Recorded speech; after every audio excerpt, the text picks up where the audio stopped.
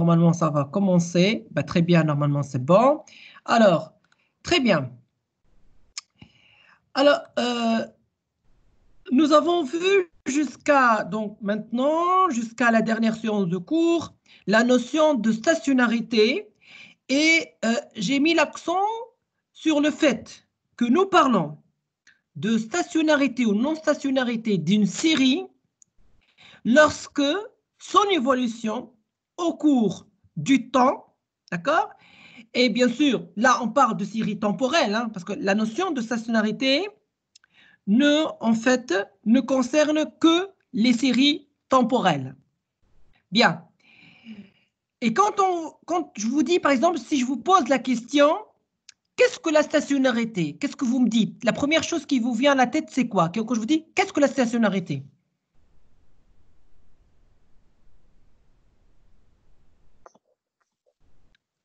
Oui? Vous m'entendez? Allô, allô, vous m'entendez?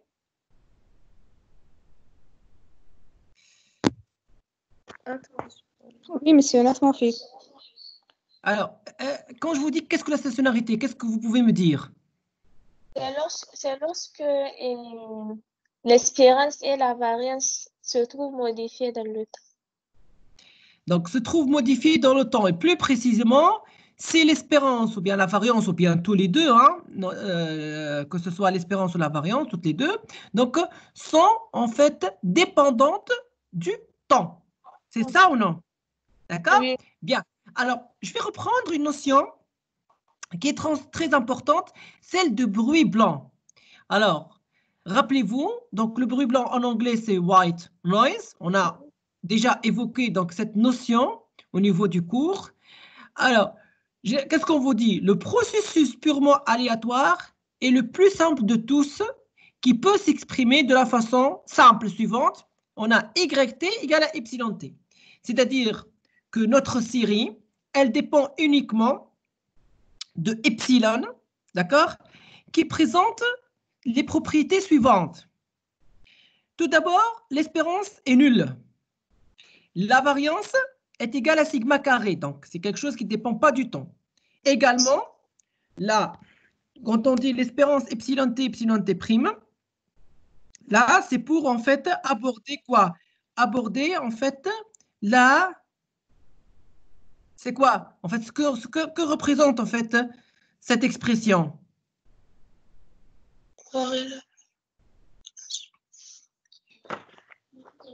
Ça va? Non, non, c'est la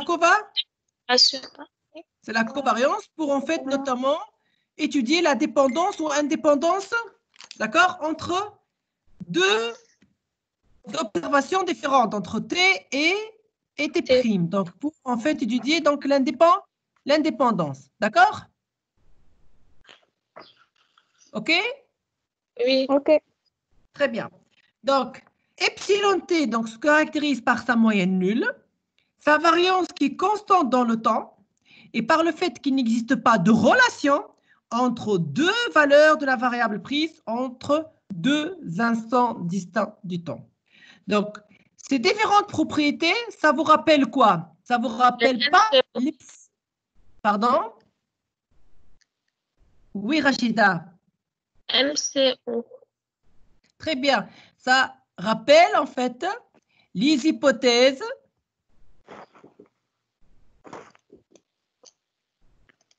d'accord, de l'application de la méthode MCO, où nous avons dit que epsilon t, notamment, qui est le terme aléatoire, d'accord, suit une loi normale d'espérance nulle et de variance sigma au carré d'epsilon. On dit également qu'ils sont identiques et indépendamment distribués. On appelle ça IID. Est-ce que vous voyez l'écran avec moi? Oui. C'est bon? Et l'écriture, c'est bon? Oui. Très bien. Oui. Bien.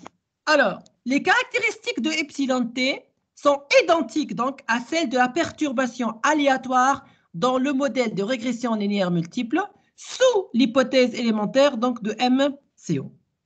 Dans la théorie des séries temporelles, on a l'habitude de nommer un processus purement aléatoire par ce qu'on appelle un bruit blanc, ou en anglais white noise.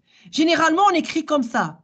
Epsilon T suit, donc est un bruit blanc. On écrit BB, ou bien on écrit WN. Donc, bruit blanc ou bien white noise.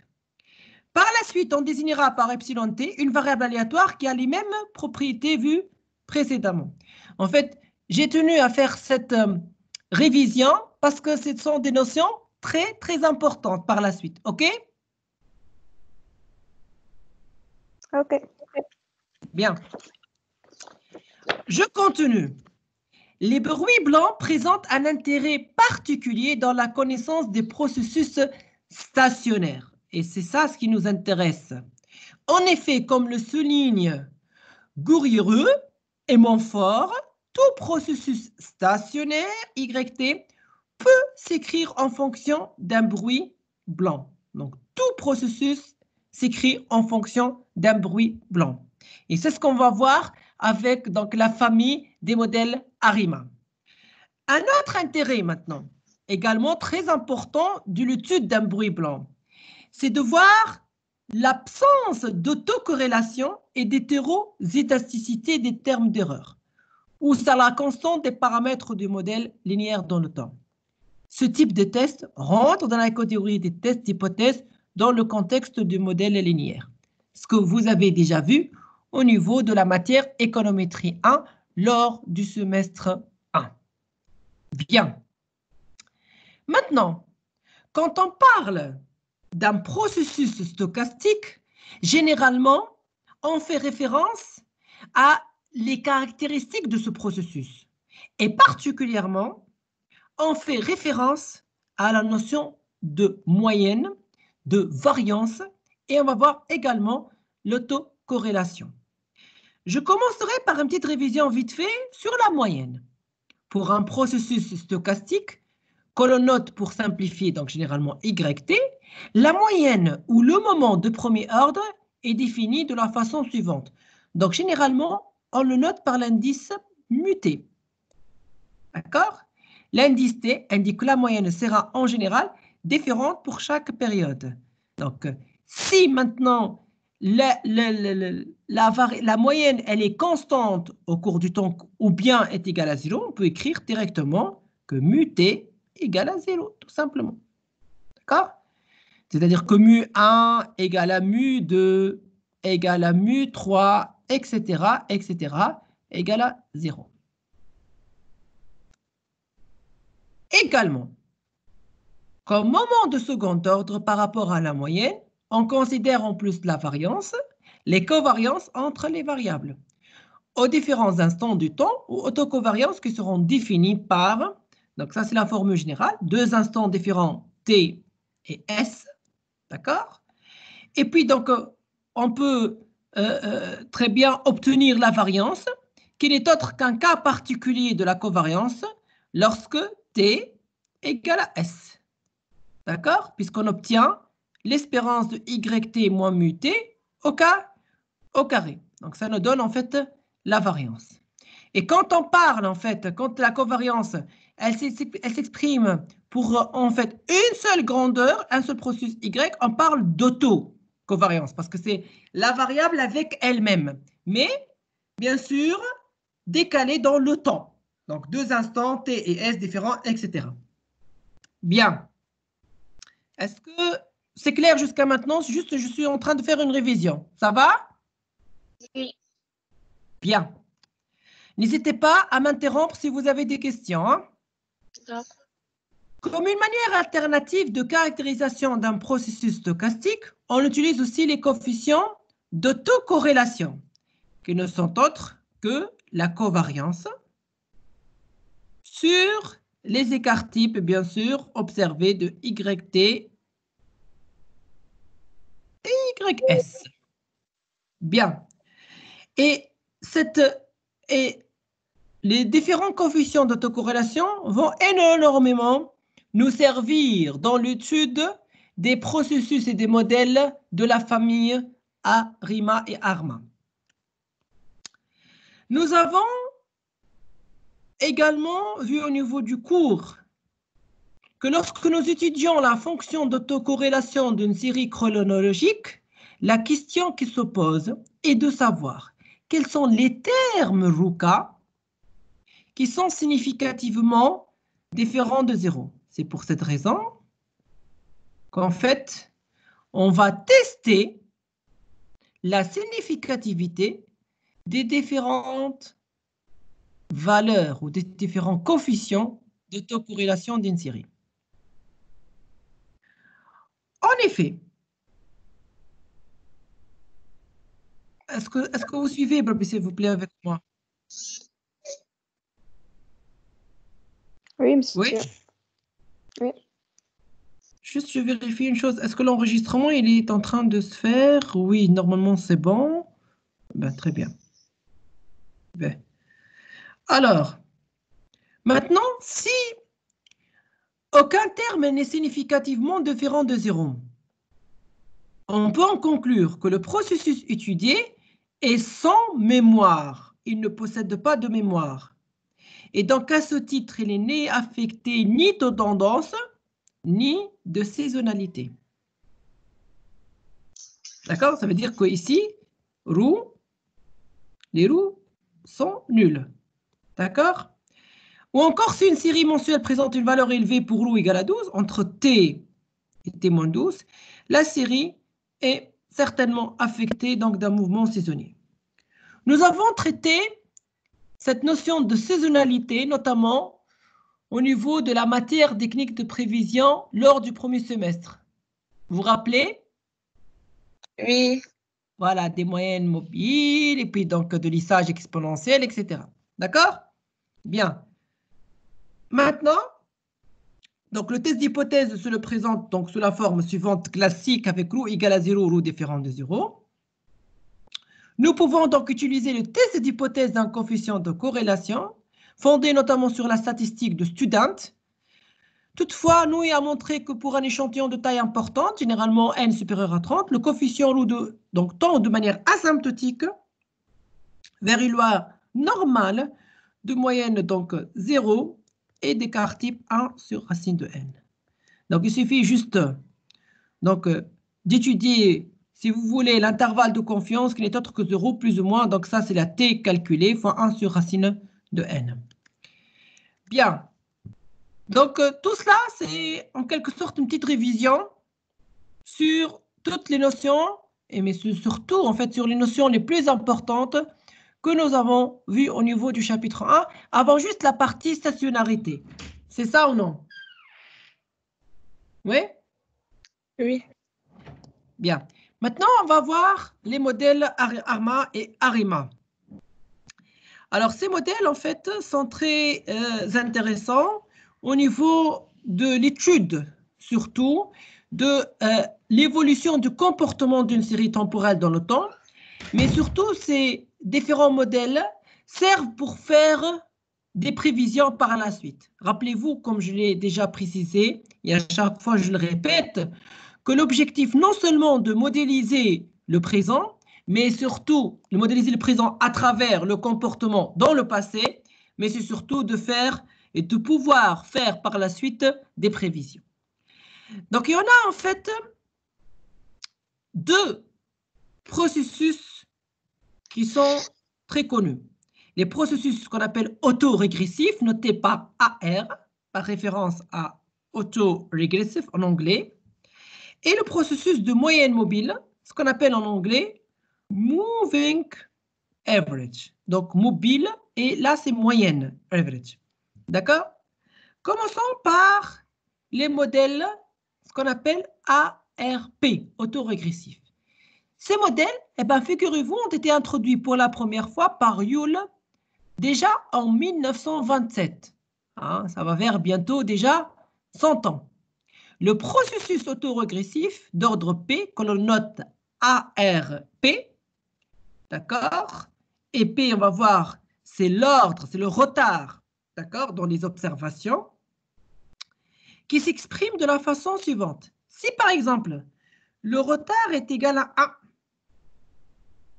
donc YT égale θ1 YT moins 1, donc il y a uniquement un seul retard. Et puis, on a toujours notre bruit blanc, epsilon t. Le deuxième, un deuxième R2. Donc, le retard ici, c'est 2. Donc, on aura non seulement T-1, mais nous allons avoir également T-2. Ainsi de suite jusqu'à un retard d'ordre P. Dans ce cas-là, on aura T-1, T-2 et T-P. Très bien. Les coefficients θi sont très similaires aux coefficients de régression des modèles de régression multiple. C'est comme si on a en fait les bêta, rappelez-vous, bêta 1, x1, bêta 2, x2, ainsi de suite. D'accord? On peut mettre ici, bien sûr, avec le en fonction de temps. OK? Juste, vous me dites OK, comme ça, parce que j'ai l'impression que je parle seule. Hein. OK. Voilà, à chaque fois. Et voilà, à chaque fois, il faut juste intervenir. Donc, c'est comme si on était en train de parler tout seul. Voilà. Bien. Ensuite, donc, d'une manière générale, voilà, on avait dit comment se présente le processus autorégressif d'ordre P. L'appellation maintenant autorégressif, elle provient du fait que YT s'obtient par quoi? Par régression sur les valeurs déphasées par rapport à L. C'est en fait une régression. Regardez, YT en fonction de ces valeurs déphasées dans le temps. Dans T-1, T-2, on peut remonter même jusqu'à T-P. Donc, l'objectif, c'est d'expliquer l'observation de YT à l'instant T, c'est-à-dire à l'instant T, par exemple l'année, par exemple 2020, en fonction, là par exemple c'est 2020, en fonction des observations en 2019, en 2018. Et je peux remonter par exemple jusqu'à l'année 2000. D'accord? Tout dépend du retard P. Bien. Comme on peut le voir dans un processus ARP, apparaissent donc un bruit blanc. C'est l'epsilon t. Par rapport à l'instant t présent et la variable déphasée pour différentes périodes, OP et le retard maximum qui apparaît dans le processus. Oui? Est-ce que vous m'entendez? توا ولا بكري؟ جيهان توا ولا بكري؟ بكري شوية معناتها معناتها كله متقطع اللي سمعناه. Et Tao, ça va? Vous m'entendez? Tao, c'est bon? Oui, ça va. Très bien.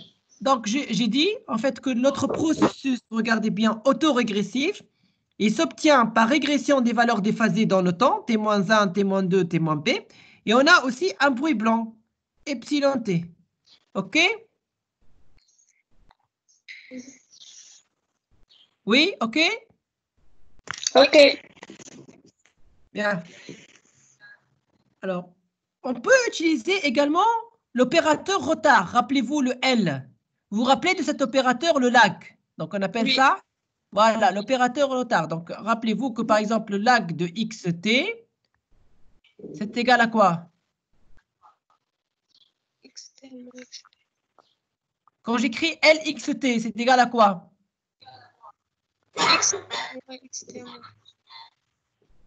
C'est XT moins XT. Moins 1. Quand j'écris L au carré XT, c'est égal à xt moins 1 plus xt moins 2. La xt moins 2. Rappelez-vous, L xt au cube. L au cube xt, c'est quoi? Xt moins 3. Voilà. Vous voyez, donc quand j'écris L à la puissance P xt, Xt moins P. Voilà. C'est xt moins P. Donc, donc je peux, ici c'est l'opérateur, hein, donc je peux résumer donc l'expression de tout à l'heure, c'est-à-dire donc celle de yt égale à θ1, yt moins 1, etc., par toute cette expression. Regardez avec moi. 1 moins θL θ1 L, moins θ2 L au carré, etc. moins θp LP YT. Alors, si je fais le développement, qu'est-ce que j'obtiens? YT moins θ1 LYT. C'est quoi LYT?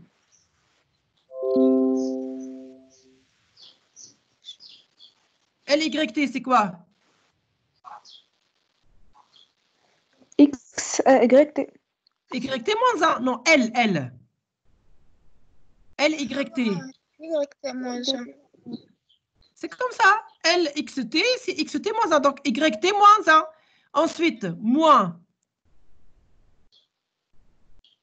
θ2 L au carré YT. Et L au carré YT, c'est quoi? YT moins 2. YT moins 2. Et ainsi de suite. Moins θP L P YT, qui n'est autre que YT moins P. Tout ça est égal à epsilon T. Donc, YT, ce n'est autre que epsilon θ1 YT moins 1 plus θ2 YT moins 2, ainsi de suite. Est-ce que vous avez compris comment on a simplifié cette écriture? Oui. Karima, tu m'entends? Monsieur, كريمة الميكرو متاعها ما يخدمش. باهي. تنجم حتى تكتب لي ميساج تقول لي وي ولا نو. كيف جيهان نهال تسمع فيا سي بون؟ Ça va, monsieur. ترى شكون كونيكتي معايا هو تو بور لانستون؟ رشيدة. Donc, Rachida, Je suis là, oui. très bien. Est-ce que c'est bon, Rachida? Oui, c'est bon. Ok, Karima, oui, c'est bon. Donc, elle m'entend. Très bien. Mais Karima, donc, puisque tu m'entends, si tu as des questions, n'hésite pas à m'envoyer donc tes questions. Hein? D'accord? Très bien. Donc, je continue si vous n'avez pas de questions. Donc, qu'est-ce qu'on vous dit? L'expression entre crochets, donc c'est cette expression-là, d'accord, s'appelle opérateur polynomial des retards. Et qu'on le note θL. On va écrire, regardez bien, on a écrit. Donc, θL YT égale epsilon T. La lettre θ qui précède L indique les coefficients qui interviennent dans l'expression de l'opérateur polynomial des retards. Donc, le modèle peut s'exprimer sous une forme simplifiée, la voilà, d'accord, en fonction, bien sûr, de de cet opérateur polynomial de retard. L'expression θL égale à 0, lorsqu'on on va écrire θL, toute cette expression-là égale à 0, donc elle s'appelle équation polynomiale. Alors, pour bien comprendre cette notion, je vais prendre l'exemple d'un modèle autorégressif d'ordre 1. Donc, si je vous dis un modèle ARA, cela veut dire que l'YT s'exprime en fonction d'un seul retard, YT-1. Vous êtes d'accord? Bien sûr, oui. S'il vous plaît, est-ce que vous pouvez revenir à la page précédente? Oui. Voilà. Oui, Rachida. Dans la première expression de l'opérateur polynomial, oui. Je ne vois pas epsilon T. C'est à partir de ça qu'on l'a tiré, non? Non. Donc, dans l'opérateur polynomial, il n'y a pas d'epsilon T. Vous voyez? Ça, c'est l'opérateur polynomial qu'on va multiplier par YT pour, en fait, obtenir le epsilon T. Il n'y a pas d'epsilon T dans l'opérateur polynomial. Oui.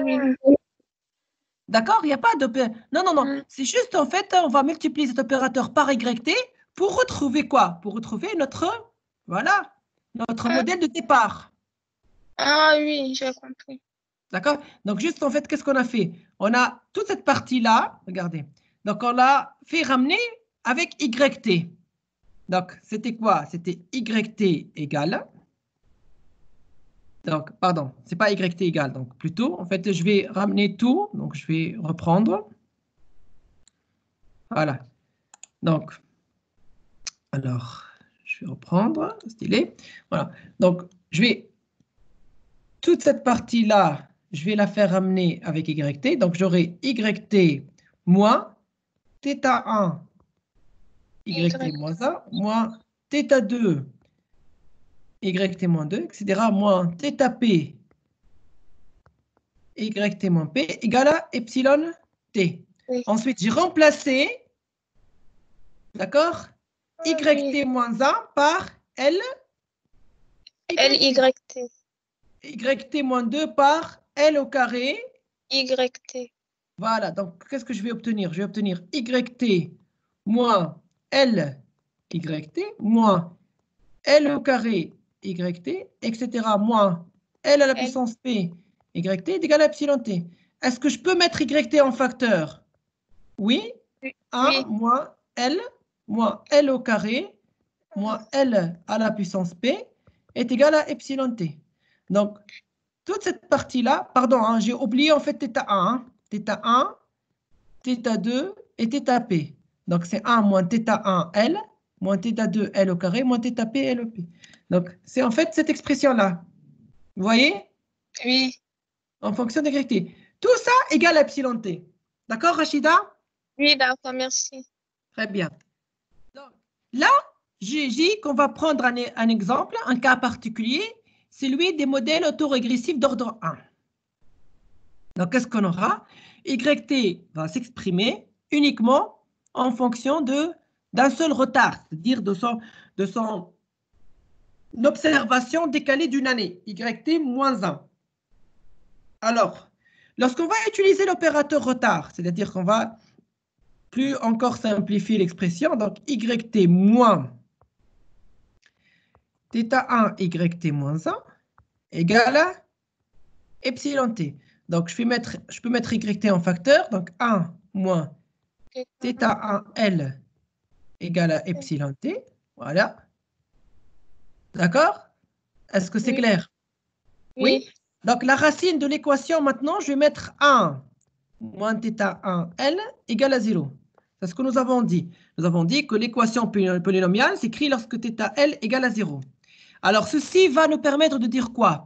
Ceci va tout d'abord nous permettre d'obtenir donc le L qui va être égal à 1 sur θ1, qui donc nous permet de dire que notre processus autorégressif d'ordre 1 est stationnaire si seulement si le L, d'accord, le L ici, donc l'opérateur retard, qui est 1 sur θ1 supérieur à 1.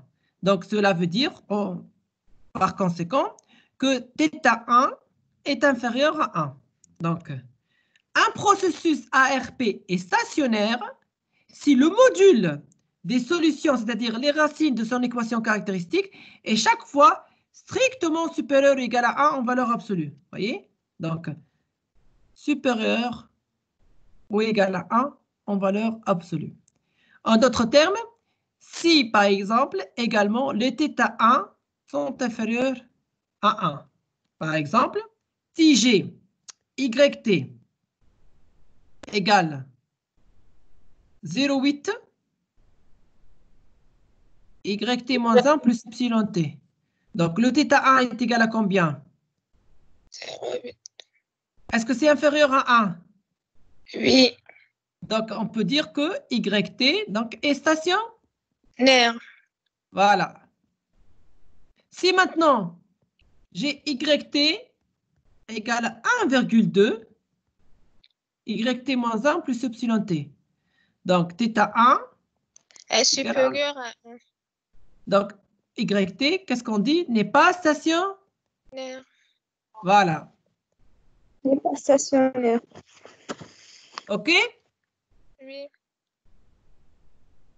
Bien. Une deuxième famille de modèles, ce sont les modèles de moyenne mobile, MA. Ce sont aussi des modèles qui ont été déjà introduits en 1921-1926 par Yule. Alors, comment se présentent ces modèles de type MA? Donc, le YT, il s'exprime non seulement en fonction d'un bruit blanc à l'instant T, mais également d'un autre bruit blanc observé à l'instant t-1. Ça, c'est pour l'ordre 1. L'ordre 2, également, on aura t-1, t-2. L'ordre Q jusqu'à, en fait, voilà, t-Q. Les coefficients alpha, maintenant, comme tout à l'heure, sont des paramètres pouvant être positifs ou négatifs et, bien sûr, epsilon t, un aléa gaussien. Donc, d'une manière générale, l'expression de moyenne mobile fait référence au fait que la variable YT s'obtient comme moyenne des variables bruit blanc, qui dans notre cas Q plus 1. Pourquoi Q plus 1? Parce qu'ici on a Q et on a ici donc le 1 d'epsilon. Voilà. Et les alphas, ce sont en fait des pondérations. Voilà. Et comme les variables qui interviennent dans cette moyenne varient dans le temps, on les appelle mobiles. Donc, d'où alors l'appellation moyenne mobile. D'accord? D'accord. Bien. Comme tout à l'heure, on peut également simplifier notre expression par l'opérateur retard. Donc, on va noter alpha L. Tout à l'heure, pour AR, c'était θ. Maintenant, c'est alpha. Et on observe que YT devient égal à epsilon T, facteur de 1, moins alpha 1 L, moins alpha 2 L au carré, etc. Comment on l'a obtenu? Il suffit juste de faire, en fait, voilà, moins alpha 1, donc L epsilon T, moins alpha 2 L au carré epsilon T, etc., moins alpha Q, L à la puissance Q, epsilon T. Donc, je peux mettre alpha, epsilon T en facteur. Moins, voilà, alpha 1 L, alpha 2 L au carré, etc., moins alpha Q, L à puissance Q. Ici, c'est Q, hein, je m'excuse. Hein. Voilà. D'accord? D'accord. D'accord. Bien. Le modèle peut s'exprimer de la forme simplifiée, donc YT est égal à alpha L epsilon T. Tout à l'heure, c'était quoi? C'était plutôt θL. YT est égal à epsilon T. Donc ça, c'est moyenne mobile. Et ça, c'est un modèle autorégressif. Là, c'est d'ordre Q et là, c'est d'ordre P. Également, on appelle alpha égale à 0, s'appelle équation polynomiale.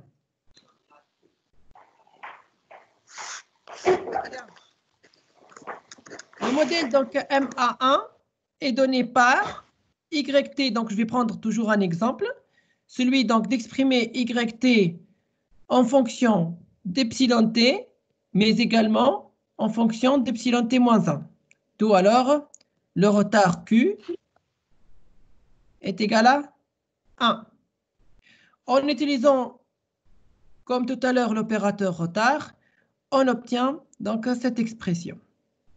Alors, pour que cette expression soit stable, il faut que la racine du polynôme, donc 1 moins alpha 1 L égale à 0, soit en dehors du cercle d'unité. Ça veut dire que ici, je m'excuse encore une fois, c'est juste alpha. Alpha 1, voilà, est inférieur à 1. Et que L supérieur à 1. Alors, il faut bien faire attention. Pour les modèles AR, on parle de stationnarité.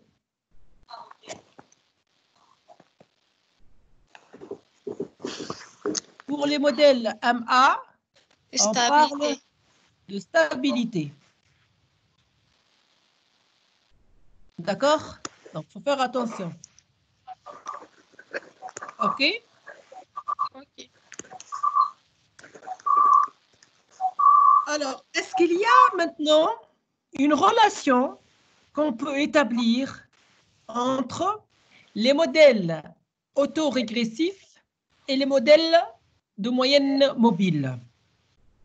Oui, on peut exprimer l'un en fonction de l'autre, mais sous certaines conditions. Lorsque θ1 est inférieur à 1, ce qu'on appelle la condition d'inversibilité. Oui, je m'excuse encore une fois, c'est pas θ1, c'est α1. Voilà, donc je dois corriger ceci, parce que parfois je fais des copier-coller sans faire attention. Donc on aura pu écrire, donc epsilon t, donc ça c'est en fait, c'est à partir donc de moyenne mobile d'ordre 1. Parce que tout à l'heure on avait quoi? On avait epsilon t, donc 1 moins alpha 1 L epsilon t égale à YT. Donc epsilon t égale à YT sur 1 moins alpha 1 L. Donc n'est autre qu'une suite géométrique avec donc son terme général, alpha 1 L à la puissance J, YT. D'accord? Bien. Donc en d'autres termes, on obtient quoi? On obtient epsilon t égale, pour donc J égale à 0, donc rappelez-vous que lorsqu'on a L à puissance 0 de YT, ce n'est autre que YT. Parce que L à puissance 0 est égal à 1. Donc on aura quoi comme lorsqu'on développe la somme? YT plus alpha 1 YT moins 1 plus alpha 2 YT moins 2, etc. Ainsi, on passe, ou on a passé d'un modèle M1 moyenne mobile d'ordre 1 à un modèle autorégressif d'ordre l'infini. Pourquoi? Parce qu'ici, on a jusqu'à l'infini. Donc, comme on peut voir, la condition d'inversibilité, je ne sais pas où sont passés les accents, hein. Donc, la condition d'inversibilité, de stabilité d'un modèle MA est équivalente, dans le sens formel, à la condition de stationnarité d'un modèle autorégressif d'ordre l'infini. Notons que un modèle MA est toujours stationnaire et que la condition d'inversibilité n'est là que pour nous permettre de passer à un modèle AR d'ordre l'infini. Donc là, c'est la relation entre un modèle donc, de type moyenne mobile, mais d'ordre 1, à un modèle autorégressif d'ordre l'infini. Est-ce que c'est clair? Oui, c'est clair. Nihel, Jihen. Monsieur Mané, quel modèle M1 Oui. stationnaire الآخرين لا. Stabilité. Non. Essaie de répéter ta question. Oui, Jihen. A1 كان هي الستاسيونير الآخرين لا مثلا M1 2 3. Non, attention. Pour les moyennes mobiles, on ne parle pas de stationnarité, on parle de stabilité. Ouais. D'accord? Mais non. Là, en fait, ce que j'ai voulu faire, j'ai voulu exprimer un modèle de moyenne mobile en fonction d'un modèle autorégressif. Ceci ne peut se faire que pour un modèle de moyenne mobile d'ordre 1. On a fait juste la démonstration ici, regardez. Et on avait trouvé qu'on peut masser d'un modèle de moyenne mobile d'ordre 1 à un modèle régressif, autorégressif d'ordre l'infini, et vice-versa. Et c'est tout. C'est la seule chose qu'on peut faire pour mettre en relation donc, le modèle autorégressif au modèle moyenne mobile. Voilà. D'accord? D'accord. Bien. Oui? La dernière phrase. Notons qu'un modèle moyenne mobile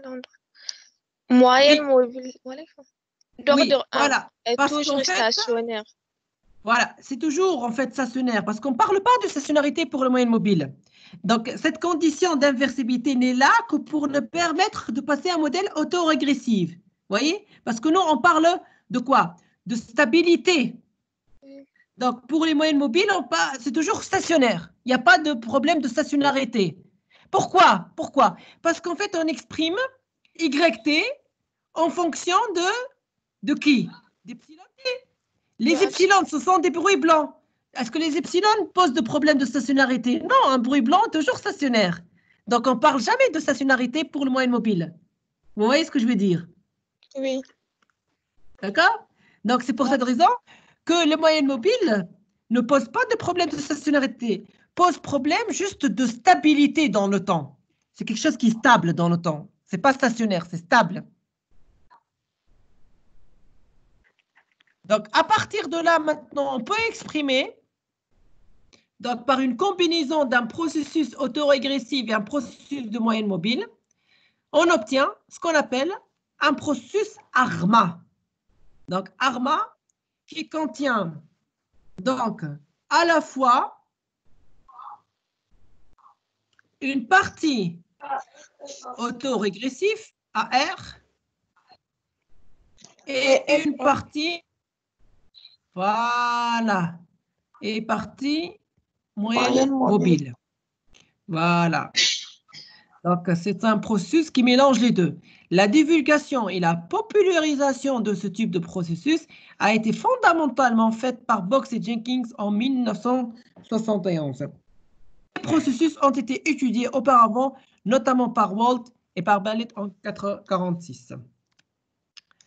Donc, en fait, le professeur Walt l'a déjà annoncé depuis 1938. Il a montré qu'un processus stationnaire quelconque directé peut être univoquement représenté comme la somme de deux processus mutuellement incorrélés, dt et xt, avec dt linéairement déterministe et xt est un processus, donc, voilà, moyenne mobile d'ordre l'infini. Tout ceci pour dire quoi?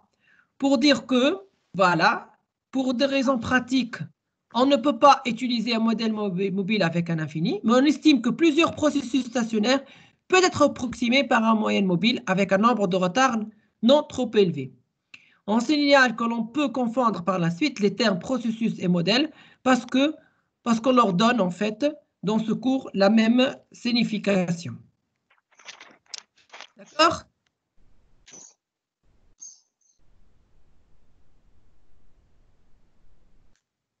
Est-ce que c'est clair? Oui. Ah, très bien. Ça va, monsieur. Alors, très bien. Donc, ce que je vais faire, en fait, alors, je vais m'arrêter là. Je ne vais pas trop vous donner la pression. Donc, je vais, pour la prochaine fois, vous essayer de reprendre toutes ces notions-là. Et je vais vous préparer donc une vidéo pour que vous puissiez me suivre donc, pour la séance de la semaine prochaine sur comment peut-on identifier les processus ARMA à partir notamment du corrélogramme et plus précisément les fonctions d'autocorrélation simple et partielle. Et nous allons voir en particulier la méthode de Box and Jenkins. Donc, juste, je peux vous donner donc, un avant-goût qui est basé voilà, sur toutes ces étapes-là, donc que je vais détailler et que je vais expliquer donc, dans une vidéo. Et par la suite, on va les reprendre ensemble à travers un exemple. Est-ce que vous êtes d'accord? Oui. Très bien. Oui, monsieur. Donc, je ne sais pas si vous avez des questions.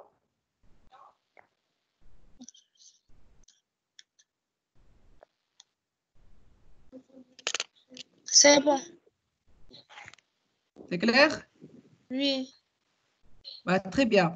Donc, voilà. Vous pouvez quand même, si vous avez des questions, n'hésitez pas à me les envoyer par le forum. Vous savez, donc, le forum, là, donc, au niveau de notre site, vous voyez ici. Donc, vous pouvez, voilà, aller dans sciences, attendez, dans modélisation quantitative de l'économie globale. Voilà, vous voyez ici forum. Vous voyez? Vous suivez avec moi? Oui. Oui, Oui, donc là, monsieur. vous pouvez également m'envoyer donc vos questions à travers ce forum et je peux vous répondre, d'accord? Ou je vous prépare une vidéo pour vous répondre, ok? D'accord, monsieur, d'accord. Très bien, très bien, très bien. Donc, bon courage et Inch'Allah, la semaine prochaine et Inch'Allah, Ramadan comme Mabrouk. Merci monsieur. beaucoup. Merci à vous de même. Allez, bye bye. Bye bye. Bye bye.